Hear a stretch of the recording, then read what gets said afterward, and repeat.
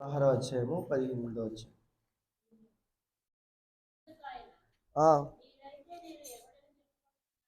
18వ అధ్యాయం 16 18.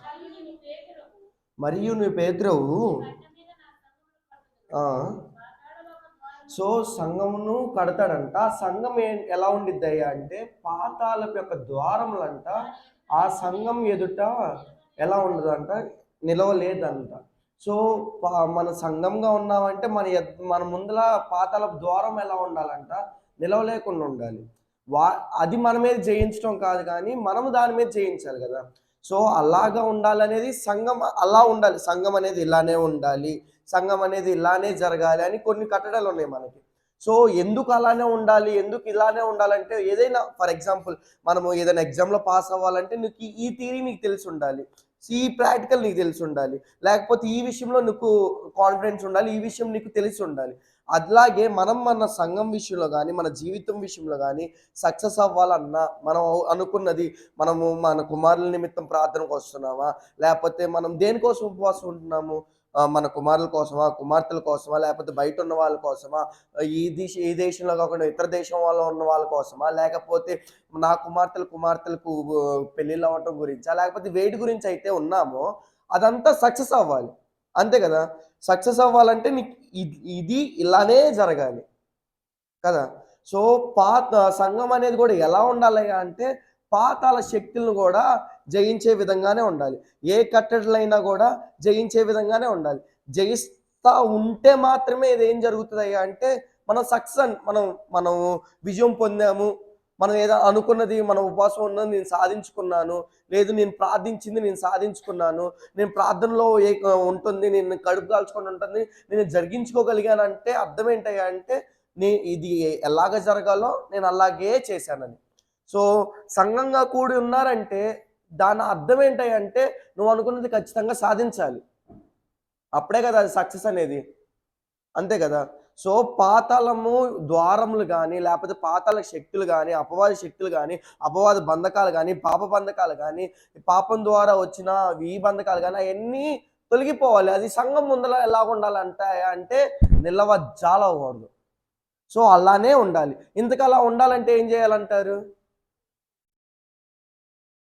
ఎఫెసీయులకు రాసిన పత్రిక 4వ అధ్యాయము 15, 16 వచనం.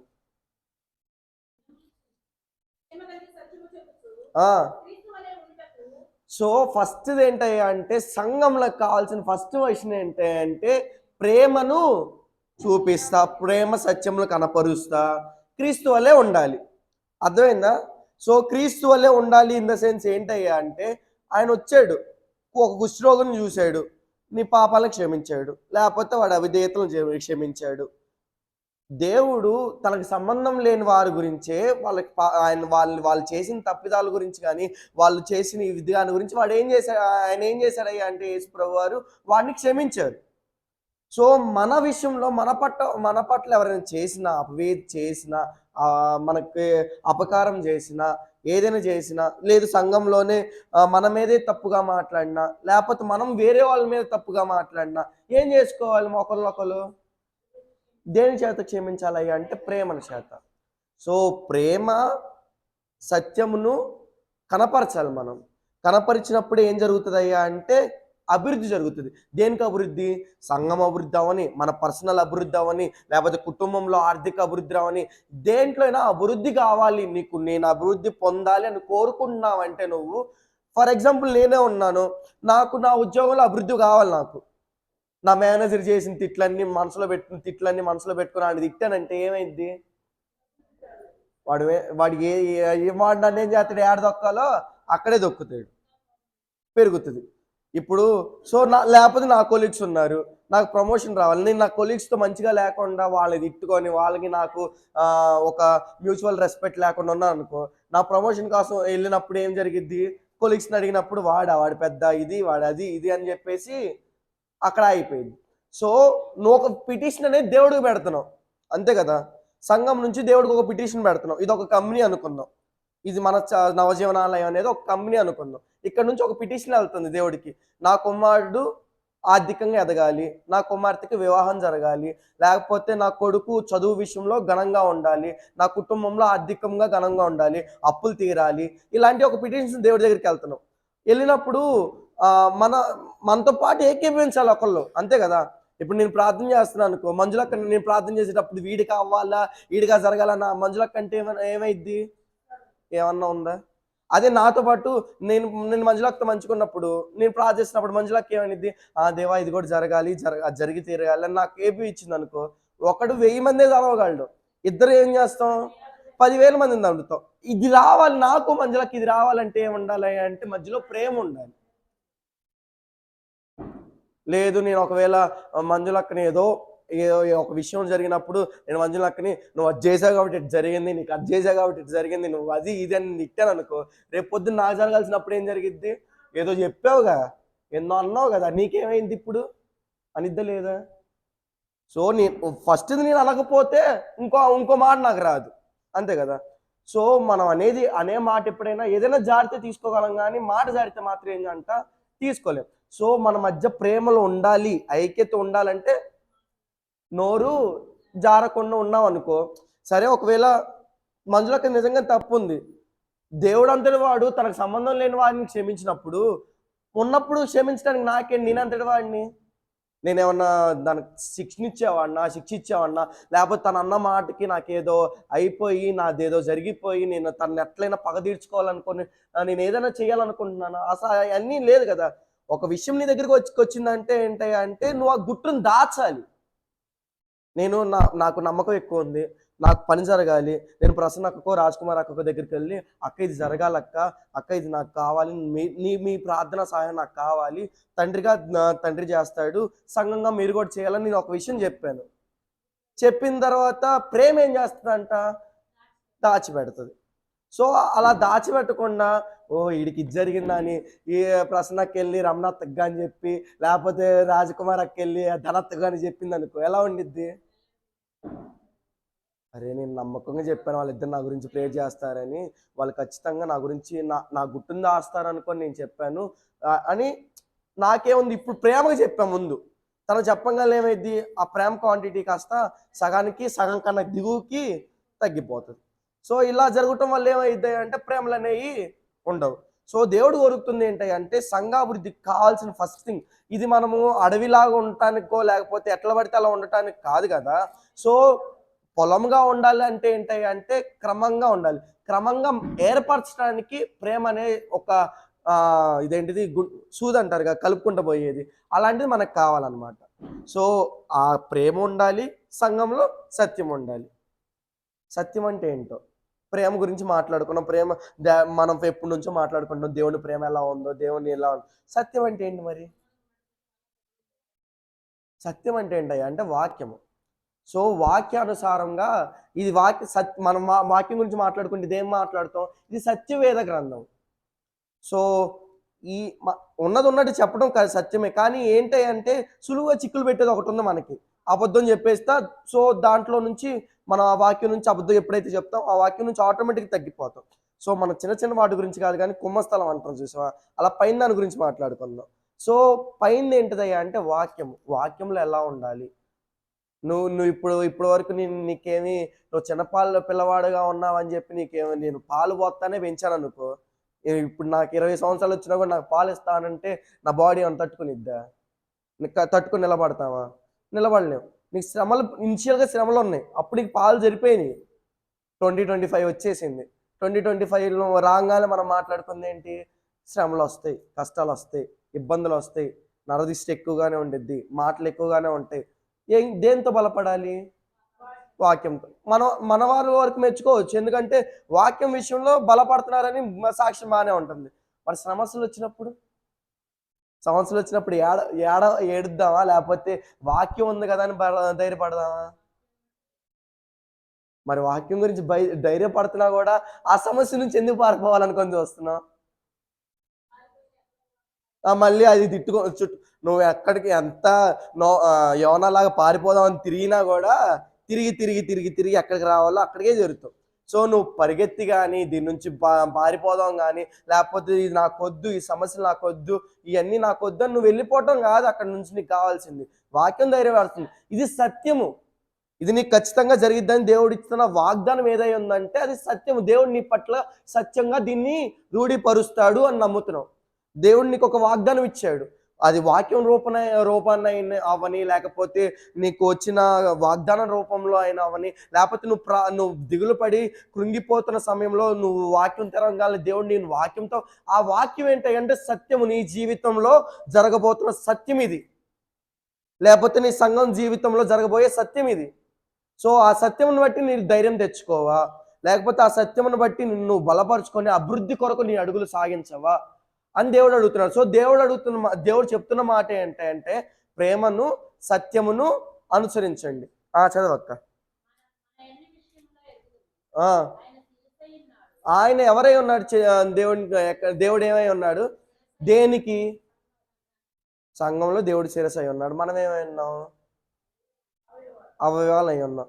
ఇప్పుడు ఈ చెయ్యి మీద అలిగి ఇది నేను చేయనంటే ఎలా ఉండిద్ది? సరే ఈ 2 చేతుల సంగతి తీసేయి, కాళ్ళు ఉన్నాయి, చర్చికి నడవమని ఒక కాలు చెప్పిద్ది, ఈ కాలేమో బయటికి వెళ్ళమని చెప్పిద్ది.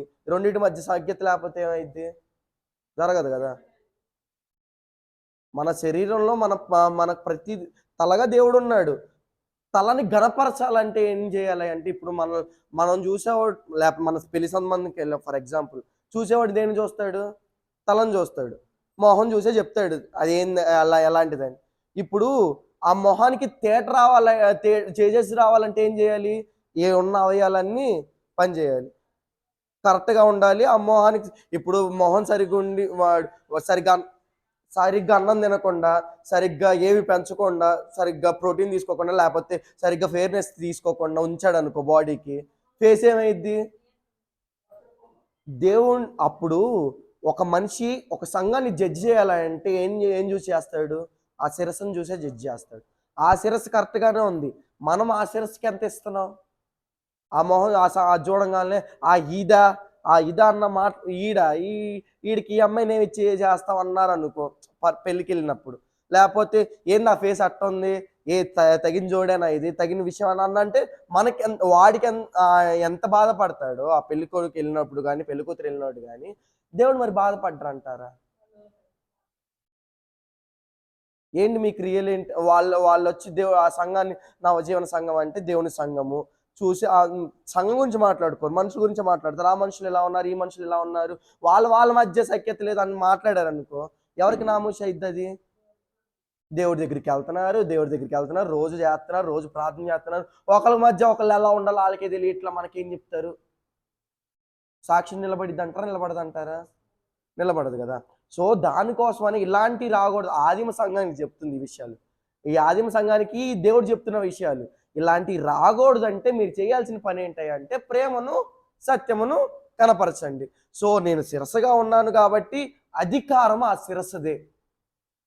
నువ్వేం అటు తల అటు ఇటు మాత్రమే తిప్పగలవు, నీది ఎట్లా అధికారం అనుకొని మన చేతులు మన ఇష్టానుసారంగా మాట్లాడినా, కాలు ఇష్టానుసారంగా చేసినా అనుకో, దానికి కావాల్సిన శక్తిని తల ఇవ్వకుండా ఆపేసింది అనుకో, ఏం చేస్తాం?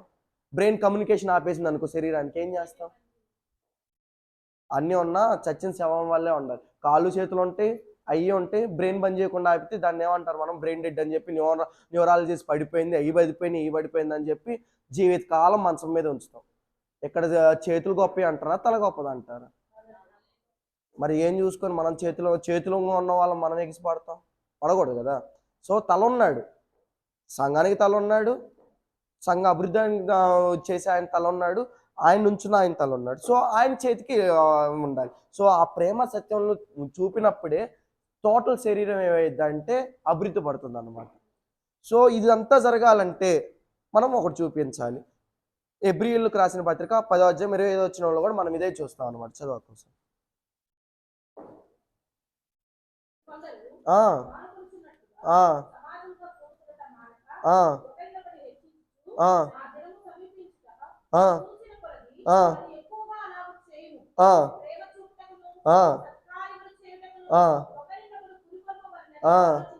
సో ఒకరినొకరిని ప్రేమ చూపించడానికి కానీ సత్కార్యములు అంటే ఏంటి? ఇప్పుడు నేను ఏదన్నా ఒక విషయం ప్రసన్నక్క నాకు ఏదో నీడ్ చెప్పింది. నేను చేశాను. ఒక మంచి పని చేశాను. ప్రసన్నక్క నాకేం చేసి ఉండిద్ది? అప్పటి నుంచి నాకేమన్నా సాయం కావాలంటే తను చేసిద్ది. అంతే కదా! సో, ఇది సత్కార్యములు దేనికోసమయ్యా అంటే, నువ్వు చేసే ప్రతి కార్యములు దేనికోసమయ్యా అంటే, నువ్వు వెంట వెళ్ళినప్పుడు నీ ఎనకాల నీ ఆస్తులేమో రావు గానీ, లేపోతే నువ్వు నీ ఎనకెళ్ళినప్పుడు నీ దగ్గరికి ఏవో గొప్పవి రావు కానీ, నీ ఎనకాల ఏమొస్తాయంటే, నువ్వు చేసిన కార్యాలు.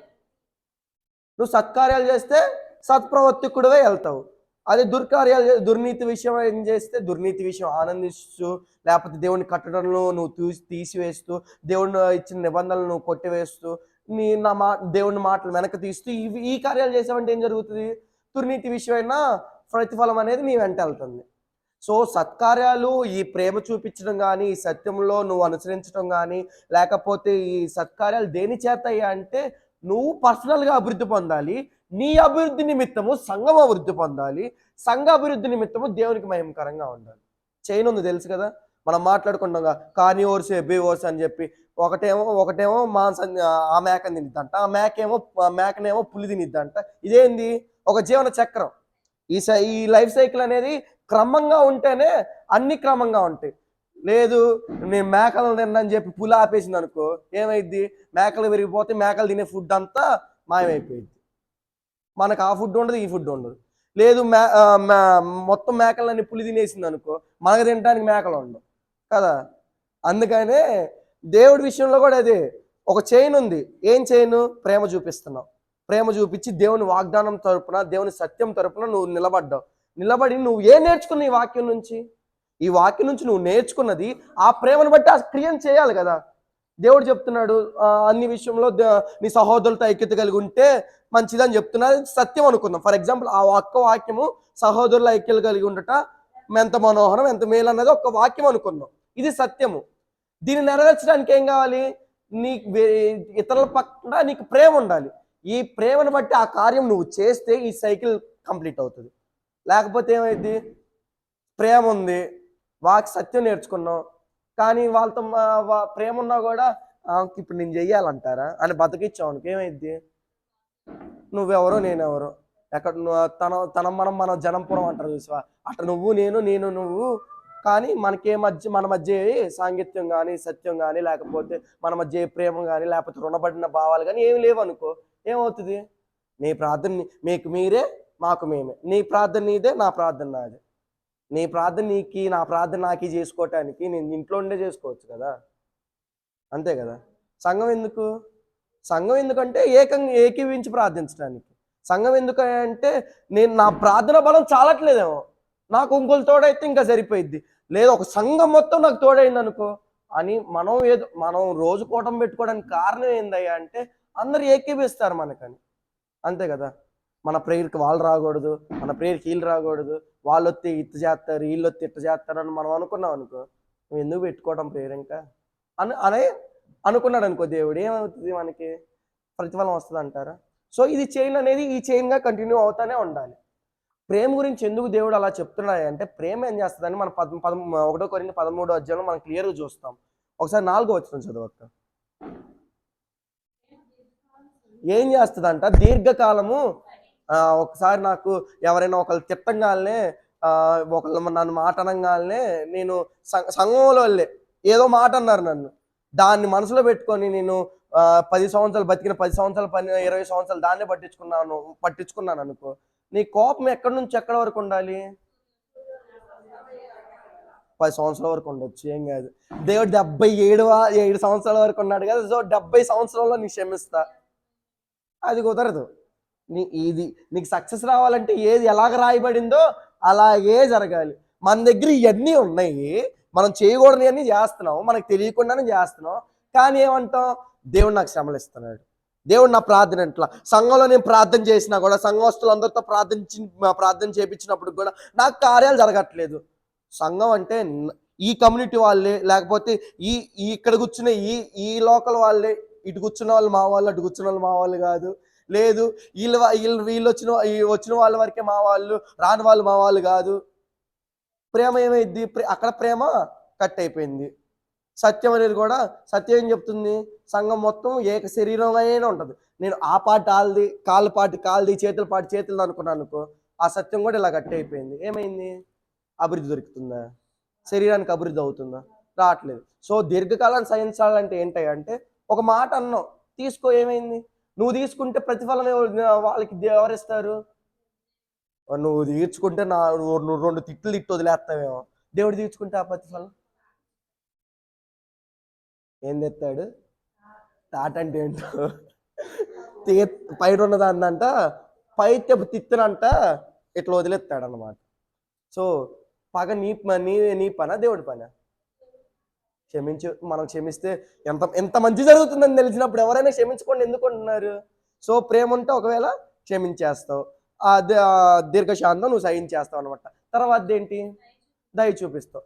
ఇప్పుడు నేను ఒక చిన్న కుటుంబానికి వెళ్ళాలనుకున్నా, పాస్టర్ గారే వెళ్దాం అనుకున్నా, పాస్టర్ గారికి దయ లేదు. ఈ చిన్న కుటుంబాలకి ఏం వెళ్తా? పెద్ద కుటుంబాలకి వెళ్ళొచ్చుగా. లేదు వాళ్ళ ఇంటికి నేనేం ఎందుకు వెళ్తా? వీళ్ళ దగ్గరికి వెళ్ళొచ్చుగా. ఒక చనిపోయిన వాళ్ళు ఉన్నారు, లేకపోతే దిగువ వాళ్ళు ఉన్నారు, వాళ్ళ దగ్గరికి వెళ్ళాలనుకున్నప్పుడు నీకు దయ ఉంటే కదా నువ్వు వాళ్ళ దగ్గరికి వెళ్ళేది. దయ ఎందుకు నీకు ఉండాలని కోరుకున్నాడంటే, దేవుడు దయగల వాళ్ళని హృదయాన్ని చూస్తాడంట. ఎందుకు? మనం మాట్లాడుకున్నాం క్రీస్తు వల్లే ఉండాలి. క్రీస్తుకి ఏముంది అని మాట్లాడుకుంటున్నాం, దయాళుడవు అనుకున్నాం. ఆయన ప్రార్థన, ఆయన గురించి మాట్లాడతాం. మరి కుమారులుగా ఉన్న వాళ్ళకి ఏం ఉండాలి? మరి నువ్వు క్రీస్తు మాదిరి చూపిపోతే నీకు కార్యం జరుగుతుందా? జరగదు కదా. సో నీకు క్రీస్తు మాదిరి చూపించాలి. నువ్వు క్రీస్తు మాదిరి చూపించాలంటే నీకు దయ ఉండాలి. దయ రావాలంటే నీకు ప్రేమ ఉండాలి. ఎక్కడికి వెళ్ళైనా చూడు, వాక్యం మొత్తం తిరిగి మొత్తం వచ్చిన పని జరగాలంటే నీకు ప్రేమ ఖచ్చితంగా కావాల్సింది.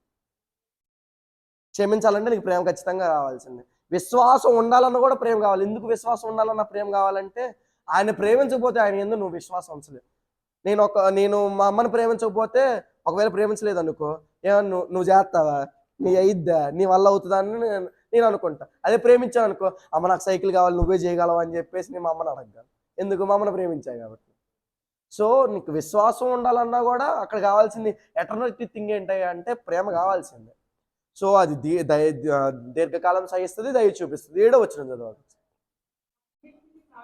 అన్నిటిని ఏం చేస్తుందా అంట, ఒక మాట బాణం విసిరేస్తే నేను ఒక బల్యాన్ని విసిరేయాలన్న కెట్ నుంచి ఇటు.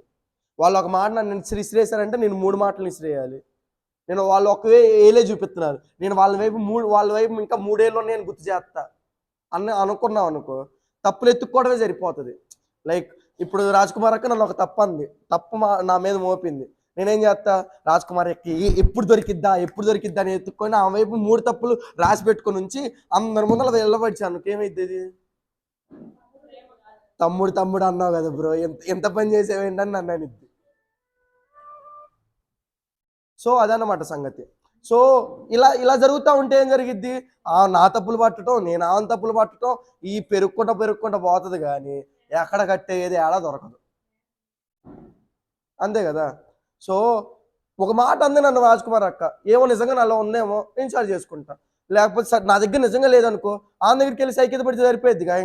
ఆమె నా తప్పులు చూపించడం ఎందుకు, నేను ఆమె తప్పులు చూపి, అక్క నువ్వు ఈ మాట అన్నావు కదా, సరే నా నిజంగా తప్పు ఉంది, నేను సరి చేసుకుంటా. లేదు నా దగ్గర లేదు అక్క, ఇది చెప్పావు, ఇది నువ్వు వేరే వాళ్ళకి చెప్పావు, అది జరిగింది కాదు అక్క, ఇది జరిగింది అని నువ్వు ముచ్చగించుకుంటే ఏం జరిగిద్ది?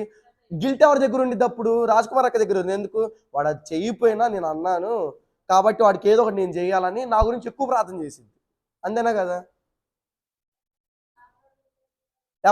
అదే చెప్తుంది, ఎప్పటికి మారినోళ్ళు ఉంటే దేవుడే తీసుకుంటాడు అన్నాం కదా. నువ్వు ఇప్పుడు అదే పేతురు గారు కూడా అన్నారు. పేతురు గారు కూడా వాడు 7 సార్లు క్షమించాలా నేనంటే, వాడు నువ్వు బతికినంత సంవత్సరం వాడిని క్షమించరా, నువ్వు బతికినంతకాలం వాడిని క్షమించుతూ ఉండు, అప్పుడు వాడి నిమిత్తమైన ప్రతిఫలం నీకే వస్తుంది కదా. ఎంత గాయపరిచారో దానికి డబల్ త్రిబుల్గా దేవుడే గాయపరుస్తాడు. కాదు ఇప్పుడు మనం మాట్లాడుకుంటాం, నన్ను గాయపరిచిన వాళ్ళు నేను వాళ్ళని గాయపరుద్దాం అనుకొని మాట్లాడాను అనుకో, దేవుడు వాళ్ళకి ఇవ్వాల్సిన ప్రతిఫలం నేను ఎంజాయ్ చేయలేను. వాళ్ళు చూసుకొని నేను ఎంజాయ్ చేయలేను. బాధ ఉంటే బాధ ఎవరికి చూపించాలి? నువ్వు దేవునికి చూపించాలి. వాళ్ళ మీద నీకు ప్రేమ లేదు, క్షమించి అయిపోయింది వాళ్ళ సంగతి. వాళ్ళు కాదు, నాకు సంబంధించిన వాళ్ళు కాదు, నువ్వు వదిలేసుకో. ఇంకా ఎందుకు వదిలేసుకోవాలి? దేవుడు చెప్తున్నదే, నీకు నీకు వాళ్ళతో సంబంధం లేదు, పగ తీర్చుకోవడం నీ వశం కాదు. వాళ్ళు దేవుడి చేతికి ఇచ్చేసే, నేను వాడిని ఎలా దుమ్ము దులుపుతానో, తోలు తీస్తానో, ఇందాక తాట ఉంది కదా, ఆ తాట తీస్తానో, ఏం చేస్తాను నేను చూపిస్తా. వాళ్ళ స్థితిని చూసి నువ్వు సంతోషం. ఇప్పుడు మనం దావీదుతో పోల్చుకుంటే మనం ఎంత మనం, సౌలు ఎంత చేశాడు దావీదుకి? దావీదేవుని వాడు చంపేయడానికి వచ్చినా కూడా ఏం చేశాడు? నిన్ను దేవుడు నా చేతికి అప్పగిచ్చాడు కానీ నిన్నేం చేయలేనని చెప్పేసి పిలగ్గా తిరుచుకొని ఆడబడేసి వెళ్ళాడు. ఏమైంది సౌలు కుటుంబం? ఇంకా అలా అనుకున్నప్పుడు నువ్వు నన్ను ఇంకో విషయం ఏంటంటే, మమ్మీ లెట్ మీ కంప్లీట్. ఇంకో విషయం ఏంటంటే, వాళ్ళ విషయంలో నువ్వు వాళ్ళు అన్నారని నువ్వు బాధపడుతున్నావు. ఒకవేళ దేవుడు వాళ్ళకి ఇవ్వలేనంత కీడ్ని ఇచ్చావు అనుకో, నువ్వే జాలి పడతావు మళ్ళీ. అయ్యో ఇది వచ్చిందిగా, వాళ్ళ మీద జాలు చూపిస్తున్నావు అంటే అక్కడ నువ్వు విజయం పొందినట్టు. ఇంకా నీకు ఎప్పుడైతే జాలి వచ్చిందో ఇంకేమవుతుంది? దాని గురించి అన్న బాధ నీకు ఉండదు. నన్ను అన్నారుగా, లేకపోతే నువ్వు ఎట్లా కూడా అనుకోవచ్చు, నన్ను అన్నారు కాబట్టి వాళ్ళకి ఇట్లా తగిలింది, నన్ను అన్నారు చేశారు కాబట్టి. నీ సాటిస్ఫాక్షన్ కోసం చెప్తున్నా, సో అది ఉన్నప్పుడు ప్రేమ ఉండలేదు మన దగ్గర. అదిగో అందరు ఏ ఖండంగా మాట్లాడేది ఏంటంటే అన్ని దేవుడే చూసుకుంటాడు. మరి దేవుడు చూసుకున్నప్పుడు నేను పగ తీర్చుకోవాలని ఎందుకు అనుకోవాలి? లేకపోతే నేను నా విషయం నేను వద్దు, నాకు ఇది ఎవరికి తెలియకూడదని నేను ఒక విషయం నేను తీసుకొచ్చి నేను మంజులాకే చెప్పా. మంజులాకి వేరే వాళ్ళకి చెప్పింది అనుకో, నేనేం చెప్పాను? నేను చెప్పొద్దన్నా నువ్వు ఎందుకు చెప్పు? ఇప్పుడు చెప్పినా నిన్న నాన్న మాట్లాడాడు, ఒక ఆడకి ఒక విషయం జరిగితే అంట తిరుక్కొని అట్ట ఆ ఊరుకునిద్దా, ఇంకోళ్ళకి చెప్పిద్ది. ఈడేమో ఫర్ ఎగ్జాంపుల్ ఏదైనా ఒక పని చేశాను అనుకో, ఆ పని చేసినా నేను చెప్పా, ఆడ ఆ పని చేయడానికి ఇంత ప్లానింగ్ చేసుకున్నాడని ఇంకో ఆమె చెప్పిద్ది. ఆడు ఇప్పుడు నుంచి కాదు, ఒక సంవత్సరం నుంచి ఈ పని చేయాలనుకోని ఇంకో ప్లాన్ చేస్తున్నాడని ఇంకో ఆమె చెప్పిద్ది. ఈడది తిరిగి ఏమయ్యిద్దంటే, ఇప్పుడు నాకేమనిపించిద్ది, నేను సంఘంగా వచ్చి ప్రార్థన చేయించుకుందాం అనుకున్నాను, సంఘంగా వచ్చి దేవుడికి వాగ్దానం చెప్దాం అనుకున్నాను, సంఘస్థులు ఇలా చేశారు, ఇంకా సంఘం నాదేందని నేను అనుకున్నాను అంటే ఏమైద్ది? కుదరదు కదా. సో నీ వరకు వచ్చిందంటే అది నీ వరకు మాత్రమే వచ్చింది. నీ వరకు వచ్చిందంటే అర్థం ఏంటంటే నిన్ను నమ్మొచ్చింది. నీ వరకు వచ్చిందంటే అర్థం ఏంటంటే నువ్వు దాచాలని నీకు ఆ బాధ్యత ఇవ్వటానికి వచ్చింది. నువ్వు ఆ బాధ్యతను మోస్తావా, పక్కన వాళ్ళకి ఇచ్చి దాన్ని దింపుకుంటావా? బాధ్యతను మోయాలి. ఎందుకంటే నువ్వు ఒకళ్ళ బాధ్యత మోస్తే ఒకళ్ళు నీ బాధ్యత మోస్తారు. ఆ బాధ్యత నిమిత్తం దేవుడితో నీ భారాన్ని మోస్తాయి కదా. సో దానికోసం ఏం చేయాలి అంటే అన్నిటినీ తాలుకోవాలి. ఏ విషయం నీ వరకు వచ్చినా కూడా అది నీదే. ఆ బాధ్యత దానికి తాలూకా మనిషి నువ్వే. అది ఒకవేళ చెదిరిపోయినా నీ వల్లే చెదిరిపోయిద్ది, అది ఒకవేళ గుట్టుగా ఉన్నా నీ వల్లే గుట్టుగా ఉంటుంది, అది ఒకవేళ నమ్మకంగా నువ్వు ఉంచినా నీ వరకు మాత్రమే ఉండిద్ది. నీ దగ్గర నుంచి అది చెడిపోయినా లేదన్నా దాని ప్రతి ఫలం కూడా ఎవరు అనుభవించాలి? నువ్వే అనుభవించాలి. సో ఇది సంఘంలో ఇలా జరగటం కరెక్ట్ అంటారా? లేకపోతే ఒకళ్ళ బాధ్యత ఒకళ్ళు మోస్తా, నా బాధ్యత మంజులక్క మోసిందని నేను మోసి, లేకపోతే నా బాధ్యతలు అమరత్త మోసిందని అమరత్త బాధ్యతలు కూడా బాబీ అన్నయ్య బాధ్యతలు కానీ వీళ్ళ బాధ్యతలు కానీ నేను తీసుకొని సొంతంగా వాళ్ళ గురించి నేను మోస్తే ఎలా ఉండిద్ది అంటారు? నా ఒక్కడి గురించి మోస్తుందేమో, నా ఒక్కడి గురించి మోసినందుకు నేను వాళ్ళ ఫ్యామిలీ మొత్తాన్ని మోస్తా. సో ఇలా జరిగితే ఏమైంది అంటే ప్రేమ కంటిన్యూ అవుతుంది. సో దాని గురించే చెప్తాడు కదా పేతురు గారి విషయంలో మనం మాట్లాడుకుంటే అపొస్తలుల కార్యంలో 12వ అధ్యాయం 5వ వచనంలో సంఘం ఏం చేస్తుందంట పేతురు గారి విషయంలో అత్యాశక్తితో అతని కొరకు ఏం చేస్తుందంట? ఒక అభిషేక్ ప్రార్థన చేస్తున్నాడు అత్యాశక్తితో, లేదు ఓ పాస్టర్ గారు అత్యాశక్తితో ప్రార్థన చేస్తున్నాడు, లేదు నాకు ధనత్త మంచిగా ఉంది కాబట్టి ధనత్త కోసం నేను ఒక్కడనే ప్రార్థన చేస్తున్నాను కాదు కదా. లేదు మంజులక్కను శ్రీలక్ష్మత్త మంచిగా ఉన్నారు, వాళ్ళిద్దరు మంచిగా ఉన్నారు, వాళ్ళు ప్రార్థించుకున్నారు అని కాదు. అక్కడ మాట్లాడింది ఏంది? అత్యాశక్తితో సంఘం చేస్తుంది. సో సంఘం చేసినప్పుడు అవి బంధకాలు అవని, లేకపోతే నిన్ను బంధించినవి, లేకపోతే కష్టాలు అవని, ఇబ్బందులు అవని పోవంటారా? పోతాయి అంటారా? పోతే అని చేసి చూపించారు. అక్కడ అసాధ్యమైన క్రియలే జరిగినాయి. బంధకాలు తొలగిపోవటం, బంధకాల నుంచి విడిపించి బయటికి రావటం అనేది ఒక అసాధ్యమైన క్రియ. అసాధ్యమైన క్రియ జరిగింది. రేపో మాపో నాకు ఆర్థిక బాధలు తిరుగుతాయి అనేది సాధ్యమే ఖచ్చితంగా. ఎందుకంటే ఒకరోజు మంచిగా ఉండొచ్చు, ఒకరోజు మంచిగా ఉండకపోవచ్చు. మంచిగా లేని రోజు జరగదనుకుంటానికి ఏ ఆస్కారం లేదు. ఎందుకు? మంచిగా ఉన్న రోజు ఇప్పుడు కోల్పోయిన దానికన్నా డబల్ నువ్వు రావచ్చు. ఇది సాధ్యమైన విషయం. అసాధ్యమైన విషయాలనే సంఘం ప్రార్థించినప్పుడు, దేవుడు చేసినప్పుడు, మనకి సాధ్యమైన విషయాలు దేవుడు మన చేత చేయించలేడా? ఒక కర్రతో సముద్రాన్ని పాయలు చేయటం అనేది ఒక మనిషిగా అసాధ్యం అది. కానీ పాయలు చేస్తాడంటారా లేదంటారా? నీ ముందులున్న ఆ ఏదో సముద్రం, ఆ సంసార సముద్రం అంటారా, లేకపోతే కష్టాల సాగరాలు అనుకుంటారా, లేకపోతే కన్నీటి పొంగులు అంటారా, ఏదన్నా అనుకోండి, నీ ప్రార్థనతో అది తొలగిపోవడం అనేది సాధ్యమైన విషయమే. అక్కడ అసాధ్యం చేసిన దేవుడు నీ వల్ల నీ చేత సాధ్యమైన దాన్ని ఎందుకు చేయడు? చేస్తాడు. ఒక గుడ్డు నూలు ఉంటేనే నేను సాధ్యం చేసి చూపిస్తా అన్నాడు దేవుడు. నీ చేతిలో ఒక చిన్న కర్ర ఉంటే నేను సాధ్యం చేసి చూపిస్తా అన్నాడు. లేదు, ఒక కుండలో ఇంత కొంచెం నూనె ఉన్నా కూడా నేను సాధ్యం చేసి చూపిస్తాడు అన్నాడు. చూపించిన దేవుడు మన దగ్గర నాకున్న ఒక 5,000 నా పని దేవుడు నాకు ఈ నెల మొత్తం అవసరం తీర్చలేడా? ఖచ్చితంగా తీరుస్తాడు. లేదు, ఈ నెలలో నాకు ఈ అవసరం ఉంది, నా కుమారుల భవిష్యత్తు నిమిత్తం నేను లక్షలే కట్టని, లేకపోతే 1,000 కట్టాలి, దేవుడు తీరుస్తాడంట లేదంట.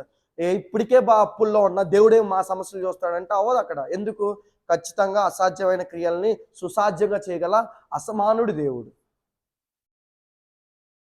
సో ఆయన నమ్ముకున్న వాళ్ళు కూడా ఎలా ఉన్నారా అంటే సామాన్యుల్లా లేరంట, అసమాన్యులుగానే ఉన్నారు. ఎందుకంటే వాళ్ళ మధ్య ఐక్యత ఉంది. ఇప్పుడు పేతురు గారు వెళ్తే యోహాన్ గారు వాళ్ళిద్దరి మధ్య ఉండి వాళ్ళు బలపడకు. అందుకని దేవుడు పంపించాడు. ఇద్దరు ఎందుకు పంపించారంటే ఇద్దరుగా ఏకంగా ఉండి పని చేయండి అని. అంతే కదా? లేకపోతే పేతురు గారు ఇటు తిమోతి వచ్చినట్టు కానీ వీళ్ళు వచ్చినట్టు వాళ్ళు ఒకళ్ళు ఎందుకు రాకూడదు? అక్కడ జరగాల్సింది దేవుడి పని, అది భారమైన పని. సో భారమైన పని ప్రతిదానికి సహాయం ఉండాల్సిందే నీకు. మోషగా చేతులు ఎత్తే సరిపోయిద్దా? పక్కన ఆరోను ఊరు ఉండాల్సిన అవసరం లేదా? ఉండాలి. ఎందుకు? చేతులు ఎత్తినప్పుడు సపోర్ట్గా ఉండాలి, అప్పుడే విజయం కదా. సో ఈ సపోర్ట్లు ఇచ్చే వాళ్ళు ఎవరయ్యా అంటే సంఘ సభ్యులు మాత్రమే ఇవ్వగలరు. సో సంఘ ప్రార్థన అనగానే సంఘం గురించి విజ్ఞాపన అనగానే ఏంటయ్యా అంటే సంఘంగా నువ్వు బలపడాలి. సంఘంగా బలపడటానికి ఒక మాటన్నా తీసుకొని వాళ్ళ గురించి ప్రార్థన చేసే అంత మనసు నీకు ఉండాలి. అప్పుడు వాళ్ళ మాట అనటం నీ మంచికే. ఎందుకు? ఒక శ్రమ రావటం నీ మంచి, దేవుడు ఆయన రావటం కూడా నా మేలుకరంగానే జరుగుతుంది. వాళ్ళు అంటాం కూడా నీ మంచికే అనుకో, క్షమించావు అనుకో, దేవుడి నోట్లో ఒక పాయింట్లో ఒక గిన్నెలో నువ్వు ఇన్ని చేసావు అనుకో నేర్చుకుంటాడు. ఒక మాట రాగానే నా కుమారుడు నా మాదిరిగా క్రీస్తు మాదిరిగా క్షమించి ఆడన్న ఒక పాయింట్ నీకు వేసేసాడు. పాయింట్లు పెంచుకుంటూ వెళ్తే నువ్వు పాస్ అవుతావు. కానీ పాయింట్లు తగ్గించుకుంటూ ఒకవేళ అనంగాల మాట అన్నాడు అనుకో, వీడికి నెగిటివ్ మార్కింగ్ కట్టింగే, వీడికి నెగిటివ్ మార్క్ కట్ చేయాల్సిందని చెప్పి ఈ మార్కెట్ వేసాడు అనుకో, తగ్గిపోతూ ఉంటావు, నీ అభివృద్ధి తగ్గిపోతూ ఉంటుంది, నీ యొక్క సంఘ అభివృద్ధి తగ్గిపోయింది, నీ పర్సనల్ అభివృద్ధి తగ్గిపోయింది, లేనిపోని శ్రమలన్నీ వస్తాయి. ఫర్ ఎగ్జాంపుల్ మీరు క్రైస్తవ జీవితం మనం మాట్లాడుకున్నప్పుడు మనం ఎప్పుడు అనుకుంటాం అనేది నువ్వు గమనించాలి. నువ్వు ఎప్పుడైనా ఒక పని తప్పుగా చేసావు అనుకో, ఖచ్చితంగా దాని రిటర్న్ నీకు పడిద్ది. సర్లే అని నా విషయం ఒక ఎగ్జాంపుల్ చెప్తాను. నా ఫ్రెండ్ ఒక 300 నాకు ఇచ్చాడు. 200 వర్క్ అయింది. నేను ఒక 100 వాడికి తిరిగికుండా నా దగ్గరే ఉంచేసుకున్నా. 100గా నేను తిరిగాను కదా. తర్వాత రోజు ఒకడు వచ్చి 500 నా దగ్గర నుంచి మోసం చేసి తీసుకున్నాడు. ఏమనిపించింది? నేను 100 తప్పు చేశా కాబట్టి 500 పోయినాయి అనిపించిద్దా లేదా?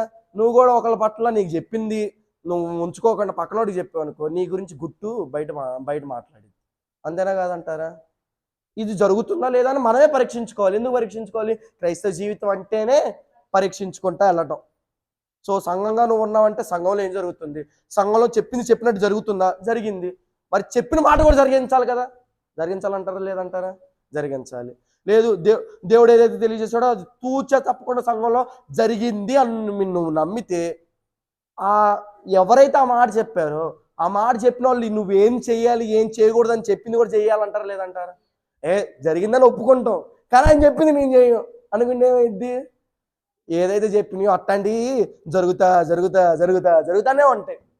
ఎక్కడ అది మారట్లేదంటే కారణం ఏంటంటే నా దగ్గర మార్పు రాలా. నేను ఒకవేళ నా దగ్గర మార్పు వచ్చింది అనుకో, జరిగే ఉన్నాయో అవి మారుతాయి. నా కొడుక్కి పెళ్లి సంబంధాలు రావట్లా, నా కూతురికి పెళ్లి రావట్లా, లేకపోతే నా కొడుక్కి జాబ్ రావట్లా, నా కొడుక్కి జాబ్ వచ్చిన అభివృద్ధి రావట్లా, హైక్ రావట్లా, ఏం రావట్లేదంటే నువ్వు ఎట్టున్నావు అట్లానే ఉంటా పోతున్నావు. అట్టనే జరుగుతూ పోతుంది అది కూడా. నువ్వు మారావనుకో అది మారుతుంది అనమాట. ఫర్ ఎగ్జాంపుల్ మా నాన్నకి మీ బాధలు చెప్పుకున్నారు. మా నాన్న మీతో కాకుండా వెళ్ళి వేరే వాళ్ళతో చెప్పాడు అనుకో, ఆ ఎఫెక్ట్ ఎవడు పడిద్ది అంటే నా మీద పడిద్ది. ఒకవేళ నాకు జాబ్ రాలేదనుకో, నాన్న చెప్పిన వాళ్ళకి చెప్పిన ఆ ప్రతిఫలం ఏదో నాకు జాబ్ రాకుండా పోతానే ఉండిద్ది. అంతే కదా, కరెక్టా కదా?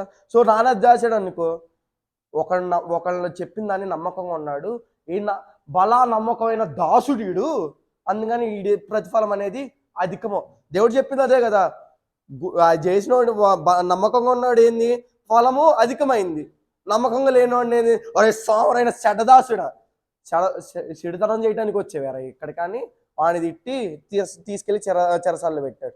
నిన్ను కూడా ఏమంటారు, నువ్వు సంఘాన్ని చెడగొట్టడానికి వచ్చావు, నువ్వు సంఘాన్ని చేయడానికి వచ్చావు, నిన్ను కూడా తీసుకెళ్లి దేవుడు అగ్నిగుండంలో వేసాడు అనుకో, నీ వల్ల ఒక గుట్టు దాచబడాల్సింది రొట్టె అయింది అనుకో, లేదు నీ వల్ల ఒక కార్యం జరగాల్సింది అది అందరికి స్ప్రెడ్ అయింది అనుకో, ఇప్పుడు అందరికి స్ప్రెడ్ అవటం వల్ల ఏం జరిగిద్ది అబ్బి, నువ్వే చెప్పడం స్ప్రెడ్ అవటం వల్ల ఏం జరిగిద్ది అంటే, ఇప్పుడు ఒకడు నలుగురికి తెలిస్తేనే నరదిస్తా అంటున్నారు, అందరికి తెలిస్తే ఒక పని జరగాలని నేను ఒకళ్ళు చెప్పాను, అది అందరికీ జరిగింది, అది ఖచ్చితంగా అందరికీ తెలిసింది ఏది, ఎందుకంటే నేను బాగుపడాలని అందరూ అనుకోరు. ఖచ్చితంగా ఏదో మా అక్కలు అనుకుంటున్నాం కాబట్టి, రాజక్కో ఇల్లో ఎవరొకరు అక్కలో అత్తలో ఎవరో ఒకరు అనుకుంటారు కాబట్టి ఓకే, నా వరకు అయితే బాగుపడాలని కోరుకుంటారు. ఏది, నేను ప్రేమగా పిలుస్తున్నానని.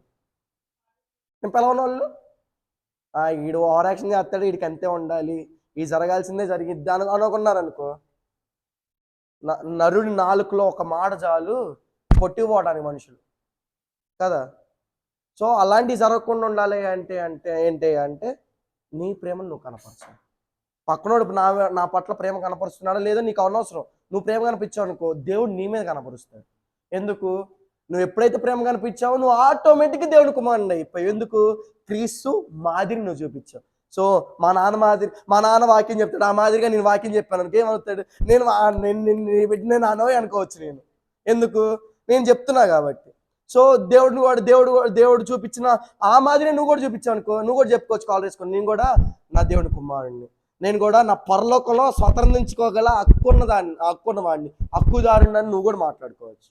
సో పరలోకంలో హక్కు కావాలా, లేకపోతే పక్కన వాళ్ళ మీద నీకు ఆధిపత్యం కావాలా?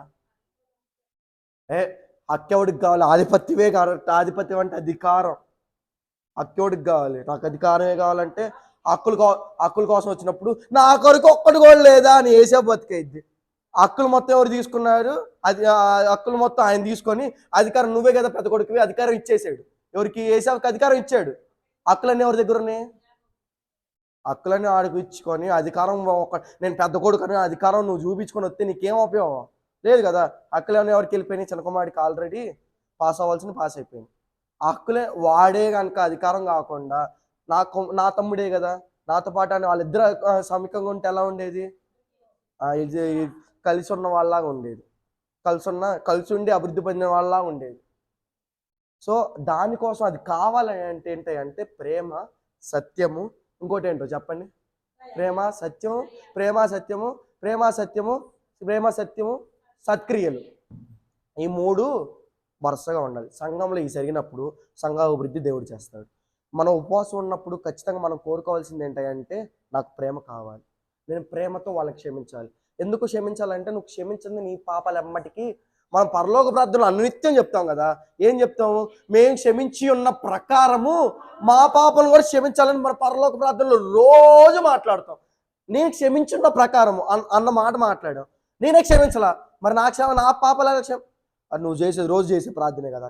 దాని గురించి తెలీదా నీకు, దాని గురించి తెలీదా, నువ్వు ఏదో బట్టి ప్రార్థన చేస్తున్నావా, లేకపోతే దాని గురించి నువ్వు నిజంగానే తెలుసుకొని చేస్తున్నావా? దేవుడు ఎందుకు నేర్పించాడయ్యా ప్రార్థన అంటే, ప్రార్థన చేయడం నీకు రాదురా, అందుకని ఇది నేర్పించాడు. సో నువ్వు ఆ ప్రార్థనలో చేయాల్సింది ఏంటంటే, అనుదైన ఆరాహం కావాలి నీకు, నువ్వు ఎలా అయితే క్షమిస్తున్నావో అలాగే నీకు క్షమాపణ రావాలి. నువ్వే క్షమించలేదు, నువ్వే నీ గుట్టు దాచలేదు, నీకు చెప్పిన గుట్టు దాచలేదు, లేదు నువ్వే నీ మీద అన్న మాట నువ్వు తీసుకోకుండా ఓర్చుకోలేకపోయావు, దేవుడు కూడా నువ్వు చేసిన ప్రతి ప్రార్థన కూడా ఓర్చుకోకుండా ఉంటాడు, నువ్వు చేసిన ప్రతి మాటను కూడా క్షమించకుండా ఉంటాడు. అప్పుడు ఫలితం ఎవరికి దొక్కుతుంది అంటారు, నన్ను మాట నోటికి ఫలితం దక్కిద్దా లేకపోతే నాకు దక్కిద్దా అంటారా? నా పనులు జరగట్లేదంటే నన్ను మాట అన్నోడే జయం పొందినట్టు. అంతే కదా. నేను ఒక మాట అన్నా, నీకు ఫలితం దక్కల, దేవుడి దగ్గర నుంచి నీకు దీవెన రాలి, అప్పుడు ఎవరు గెలిచినట్టు? మాట అన్న నేనే గెలిచినట్టు. మాటలన్నోళ్ళు గెలవాలా, నువ్వు గెలవాలని కోరుకుంటున్నావా? నువ్వే గెలవాలని కోరుకో. ఇప్పుడు వాళ్ళు నన్ను మాట అన్నారని నేను వాళ్ళ మీద ఏదో కక్ష కట్టుకొని, లేకపోతే వీళ్ళ మీద అలిగి ఏదో చేశాను అనుకో, వాళ్ళు గెలిచినట్టే అక్కడ. నువ్వు కాదు గెలుస్తుంది. మనం జీవిస్తున్నాం అనుకుంటున్నాం కానీ మృతులం అన్నట్టు, మనం గెలుస్తున్నాం అనుకుంటున్నాం కానీ అపజయ పదంలోనే ఉన్నాం. మనం అపజయ త్రోవల్లో, ఓడిపోయే త్రోవలోనే ఉన్నాం. ఈ జరగకూడదంటే ఏం ఉండాలి అంటే, సంఘానికి ఫోర్మోస్ట్ థింగ్ అయినా క్రీస్తు శరీరం తల ఎలా అయిందో శరీరం కూడా అలానే ఉండాలి. క్రీస్తు క్షమించాడా? నువ్వు క్షమించు. క్రీస్తు ప్రేమ కనపరిచాడా? నువ్వు కనపరచు. దేవుడిని ఎంతమంది మాట్లాడినారు? ఆ 2000 శానా దెయ్యంలో, అరే నువ్వు వద్దయ్యా వాకు, నువ్వు వెళ్ళిపో అని కూడా అన్నారు. దేవుడు బాధపడ్డా? లేదు. అన్యాయ తీర్పు మనం అన్నాం కదా, ఇప్పుడు వస్తుంది కదా అనే మాటలు చాలా బాధిస్తుంది. అని ఆయన అందరికి మేలు చేసి, స్వస్థతలు ఇచ్చి, దెయ్యాలు వెళ్ళగొట్టి, వాళ్ళని శుద్ధీకరించి, వాళ్ళకి సహాయం చేసి, వాళ్ళని కాపాడి, వాళ్ళకి కావాల్సిన అవసరాలన్నీ తీరిస్తే ఆయనకి సిలువ అయింది. ఎంత బాధ ఇచ్చిద్దా లేదా? ఆయన దుర్మార్గుడు, బరబ్బా అయినా మాకు పర్లేదు, కానీ ఈయన పెద్ద దుర్మార్గుడు అంటే ఆయనకి ఎంత బాధ వేసి ఉండిద్ది అంట. ఆయన ఏమన్నా అన్నాడా? ఏమన్నా లాస్ట్కి వీరేం చేస్తున్నారు? అంత పెద్ద బాధనే దేవుడు క్షమించాడు అత్త. మనం ఎంత వాళ్ళని ఇంకా ఉండకూడదు అత్త. ఉంటే అది ఏదైనా కుళ్ళు నీ హృదయంలో ఉందంటే నీ హృదయానికి కుళ్ళు అది. ఏదైనా నీకు హృదయంలో ఒక చెడువైన విస్తూ అదంతా ఎందుకు, నీ చేతిలో ఒక చెడిపోయిన విస్తూ నేను పట్టుకోమని పెట్టా. ఒకటి అది చెడిపోతే మన శరీరాన్ని చెడగొడుతుంది. ఇంకోటి అది మోస్తున్నంత కాలం మనకు బరువే. అది గుర్తుకొచ్చినప్పుడు 4 కన్నీళ్ళు దేవుడు నన్ను ఇలా గాయపరిచాడు. 4 కళ్ళుని కలిసి దేవుడు బుడ్డిలోనేసి ఆ కన్నిటిని దేవుడు ఏం చేస్తాడు? నీ ప్రతి కన్నిటిని దేవుడు లెక్కిస్తాడు. దేవుడు చెప్తున్నాడు కదా, నాకు ప్రతి కన్నిటిని, నా ప్రతి బాధని. యోబు గారు ఏం చెప్తున్నాడు? నా ప్రతి బాధని కానీ, నా ప్రతి సమస్యని కానీ నువ్వు చూసిన దాన్ని బట్టి నాకు ప్రతిఫలం. నువ్వు కూడా కన్నీరు కావచ్చు. ఆ కన్నీరు దేవుని, నీ కన్నీటికన్నా బలమైంది నీ ప్రార్థన బలమైంది అనుకున్నావు, కానీ నీ కన్నీటి ప్రార్థన ఎంత బలమైందో నీకు తెలియదు. సరే, నీ కన్నీటి ప్రార్థనే బలమైంది అనుకుంటే ఉపవాసంతో కన్నీటి ప్రార్థన చేయి, ఇంకెంత బలంగా ఉండిద్ది. సో అంత బలమైన దుర్గములు, సాధనములు నీ దగ్గర ఉన్నప్పుడు గాయపడ్డావు కాదంట్లా. ఇంత మాట్లాడుతున్నానే, నేనే గాయపడ్డా చాలా విషయాల్లో. మన సంఘస్థుల్లో నేను నాకు అనుకున్న వాళ్ళే నా మీద చాలా బయట మాట్లాడారు, నాకు తెలుసు ఆ విషయం. కానీ వాళ్ళ పిల్లలతో అయినా వాళ్ళతో నేను ఎలా ఉన్నాను? అక్క అనుకుంటాను. మళ్ళీ ఎందుకు వెళ్తున్నాను? వాళ్ళకి తెలిసి చెప్పొచ్చు, తెలియక చెప్పొచ్చు. లేదు, ఎవరో వాళ్ళు మాట్లాడుండొచ్చు, అంతే కదా. సో వాళ్ళు ఎవరో మాట్లాడారు అనుకొని ఆ చిన్న లాజిక్ పెట్టి నేను వాళ్ళు వదిలేశాను. అండ్ వాళ్ళతో ఇవన్నీ మనసులో ఉంచుకో. ఇప్పుడు నీకు చెప్పడానికి చెప్తున్నా కానీ ఇవన్నీ నా మనసులో ఉన్నాయని చెప్పట్లా. నా మనసులో లేవు ఇవన్నీ, నేను వదిలేసుకున్నా. ఫర్ ఎగ్జాంపుల్ నీకు అర్థం కావడానికి చెప్పాను నేను ఇది. సో నేను ఇంకా 2024లో నేను చెప్పిన లాస్ట్ వాక్యం ఏంటి అంటే, పాతవన్నీ నేను ఆపేసుకొని ప్రేమతో కొత్తగా వస్తున్నా అని చెప్పా. 2025 ఫస్ట్ స్టార్టింగ్ నెల నుంచి ఇప్పటి వరకు నేను చేసిన పని ఏంటి అంటే, ఎవరైతే వాళ్ళు నా పట్ల ఏదో చేశారనుకున్నానో వాళ్ళతోనే మంచిగా ఉంటాను. సో నాకు అది రియలైజేషన్ వచ్చింది. నా వయసు ఎంతో నేను అనుకోవచ్చు, నా వయసు అంతా నేను రియలైజ్ అవ్వటానికి అనుకోవచ్చు. ఏమో దేవుడు చిన్న వయసులోనే వాడికి 70 సంవత్సరాల జ్ఞానం ఇవ్వచ్చు. లేదు 70 సంవత్సరాలు ఉన్నవాడికి చెప్పిన మాటలు చెప్పే 20 సంవత్సరాల పిల్లల జ్ఞానం ఇవ్వచ్చు. మా నాన్న కూడా అనుకున్నాడు తెలుసా, అరే నేను తన్ని అంత ప్రేమగా పిలుస్తా, అంత చేస్తాను, నా కొడుకు విషయాల్లో మా అమ్మాయి ఎంత మాట్లాడిందా, చూడటానికి అమ్మాయి అట్లా ఉండదే, చిన్న సైలెంట్గా ఉండిద్ది, ఇంత జరిగిందని ఇంత చేసి చెప్పిందంట. ఆమె ఎంత కనరాలో అనుకోవాలి నేను అని నాన్న బాధపడ్డాడు. 2 నెలలు వాళ్ళని బాధపడ్డాడు.